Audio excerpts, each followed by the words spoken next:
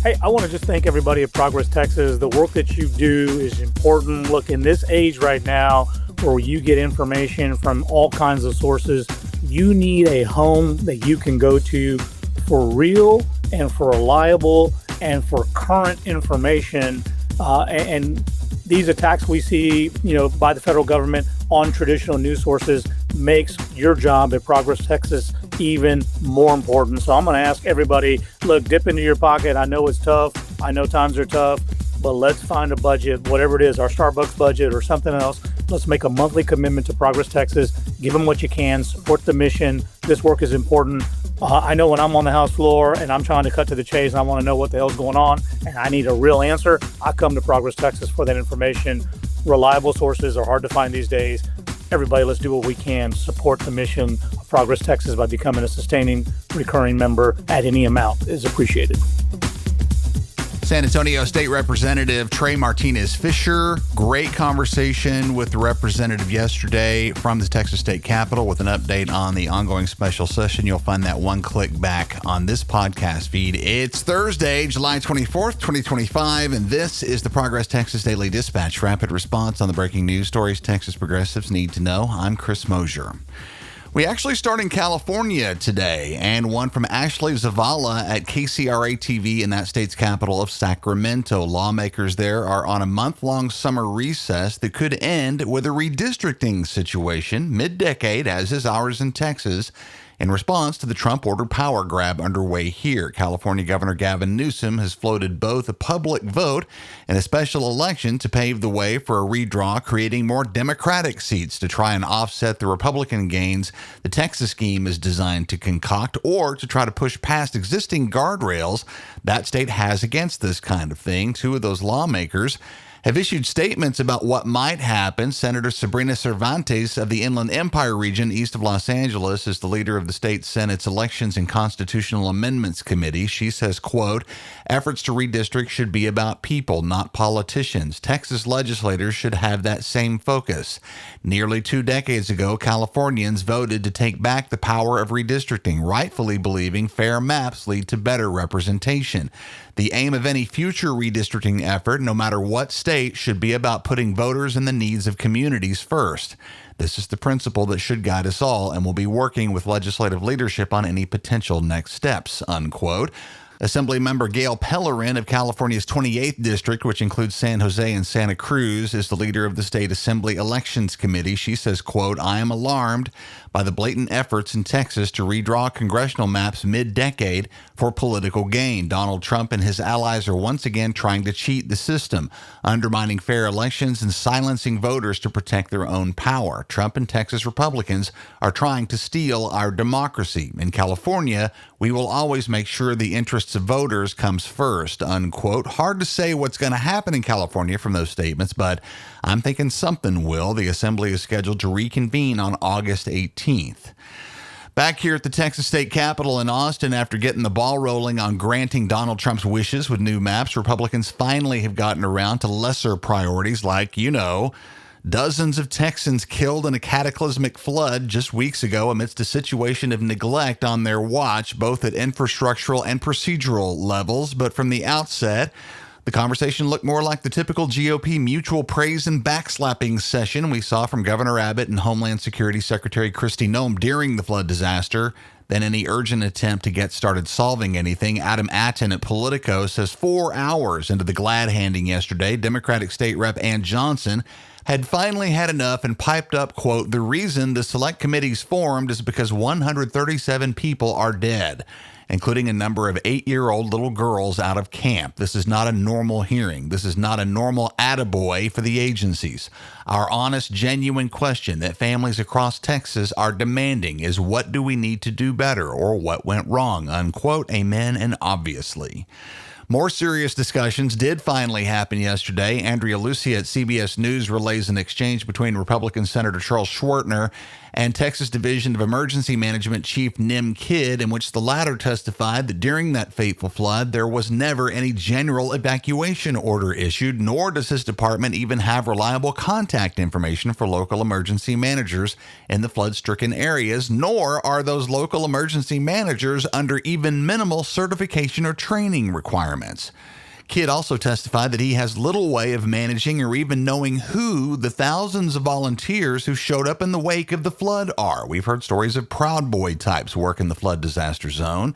In short, all of this started with inexcusable shortfalls and has developed into a very dangerous and ongoing mess even today. Democratic Representative Joe Moody of El Paso remarked, quote, "Words are going to ring in my head throughout this. We are better than this," unquote. There was bipartisan agreement on one thing. Local officials in Kerr County have blown it. The Austin American-Statesman says lawmakers from both parties blasted Kerr County's River Authority for choosing to cut local property taxes rather than modernize its flood warning system. This is based on a Houston Chronicle report that the Upper Guadalupe River Authority was only willing to spend about $100,000 to upgrade its flood warning system after a 2016 engineering study found that a $1 million overhaul was urgently needed, while that agency had accumulated $3.4 million in reserves for an unrelated project, which it later abandoned to reallocate that extra money to lower its property tax rate, and also later declined to accept an interest-free loan from the state's Water Development Board to do something about the flood dangers lurking in Kerr County. That's more than incompetence, that's deliberate negligence. The July 4th flood may have filled the lakes in central Texas, but that won't last, as we know, and our state remains in a persistent, if not permanent, state of drought. Meanwhile, Sammy Seaman at the Austin Chronicle reports that while it's common knowledge that the burgeoning AI data center industry in Texas is an increasingly massive glutton for our state's energy, it's also sucking up massive amounts of water. The average mid-sized data center uses 300,000 gallons of water a day, roughly the use of 1,000 homes. Larger data centers might use 4.5 million gallons a day, depending on their type of water cooling system. Austin has 47 such data centers, while the Dallas-Fort Worth area hosts the majority in the state at 189. The Houston Advanced Research Center, or HARC, estimates that data centers in Texas will consume 49 billion gallons of water this year, and that by 2030, that number could rise up to 399 billion gallons, or 6.6% of total water use across the state of Texas. Another booming business in the Lone Star State, private prisons. Brahmi Balarajan at the Houston Chronicle writes that the Trump administration has approved a $1.2 billion contract to build and operate what will be the largest detention center in the country at a military base in El Paso, big enough to hold 5,000 detainees. At present, this facility is designated as short-term detention for single adults captured by ICE on their way to deportation. But eventually they could throw anyone in there, of course. Comparisons to Florida's Alligator Alcatraz are easy to make. Casey Stiegel at Fox 4 TV in Dallas says Senator John Cornyn has expressed backing for this massive prison project, but won't go on record with them to talk about it. Once they run out of undocumented people to pursue, imprison, and deport, Ted Cruz has ideas about who could fill those cells later. How about left-leaning political protesters? More from the Houston Chronicle and Faith Bugenhagen, who writes that Cruz has introduced the Stop Funders Act, aiming to let the Department of Justice use federal racketeering laws, or RICO, to prosecute those funding what Cruz describes as anti-Semitic, pro-illegal, violent protests. Senator Cornyn is in as a co-sponsor for this bill, which would classify rioting as a RICO predicate offense, helping the DOJ target alleged financial backers of politically motivated violence and abuse of nonprofit status.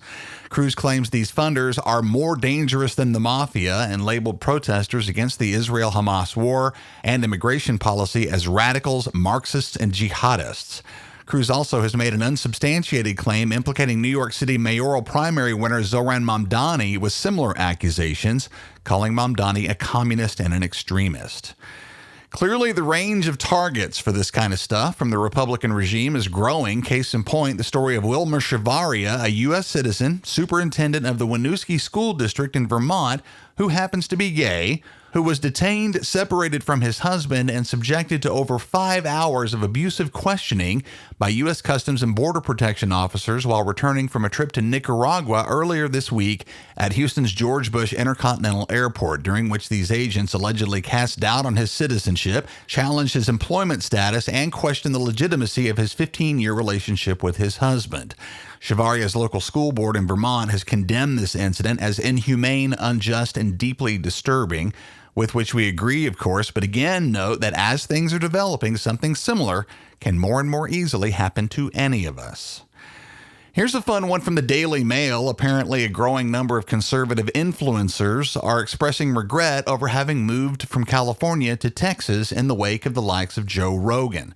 A bunch of these twaddlers, none of whom I've ever heard of until today, have already turned tail and headed back west, including Tim Dillon, who calls Austin, quote, a horrible city without a soul, unquote, and Mike Cernovich, who calls Austin, quote, a total dump. Austin was disgusting when I first went there, 2017 or so. I expected culture or whatever. It got so much hype. I was looking forward to it.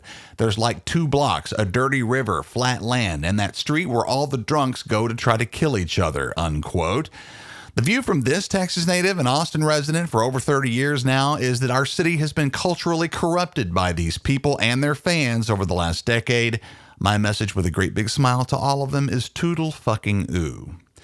Finally, this morning, a very interesting development in South Texas as Tejano superstar Bobby Pulido is said to be considering a congressional challenge to Republican Congresswoman Monica de la Cruz of Edinburgh. Gabby Birnbaum at the Texas Tribune says Pulido is a Democrat and also happens to be a multi-decade titan of the Tejano music genre, very much rooted in South Texas. 30 years after the release of his debut album, Pulido plans to both retire from music and make a decision about pivoting to politics by the end of this year. The 15th Congressional District has been redrawn for GOP safety.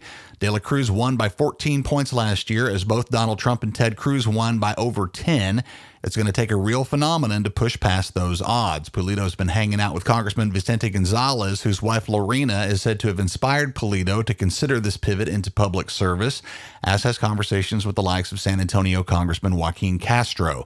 Bobby Pulido's 2022 Para Que Baile Mi Pueblo record was named Best Tejano Album of the Year in 2022 at the Latin Grammys. He's won multiple honors over the years at the Tejano Music Awards, and his song Desvelado has over 417 million plays on Spotify. Our mission at Progress Texas is to counter the billionaire and corporate-funded conservative disinformation machine at a moment when funding for public and independent media outlets and media figures who don't bow down to MAGA is under full attack. Progress Texas relies on listener support to keep going, but we've lately come within 3 months of running out of funding. Thus, we're in the middle of our summer vacation membership drive.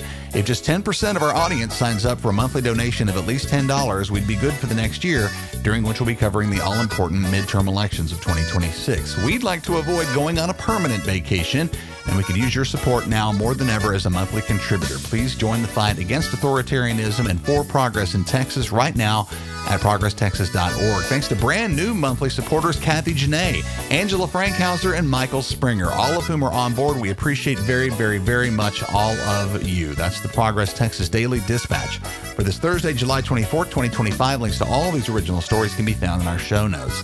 Progress Texas is a nonprofit rapid response media organization promoting progressive messages and actions. While campaigns come and go, we're the permanent home for progressive media and action in the Lone Star State. I'm Chris Mosier. Thanks for listening.